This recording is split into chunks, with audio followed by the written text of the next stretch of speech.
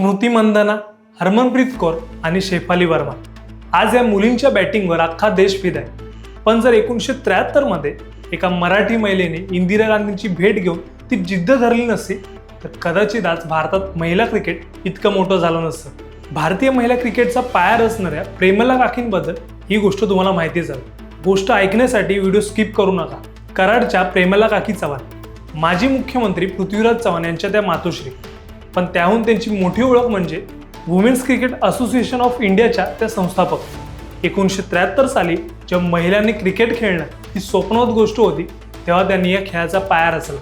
गोष्ट अशी की प्रेमला काकींना स्वतःला खेळाची प्रचंड आवड होती. त्यांनी बघितलं की ज्या देशाच्या पंतप्रधान इंदिरा गांधींसारख्या कणखर महिला आहेत त्याच देशात महिलांची क्रिकेट टीम का नाही, ही गोष्ट त्यांना खटकली. त्यांनी थेट इंदिराजींची भेट घेतली आणि भारतात महिला क्रिकेट असोसिएशन असावी हा विचार त्यांना पटवून दिला.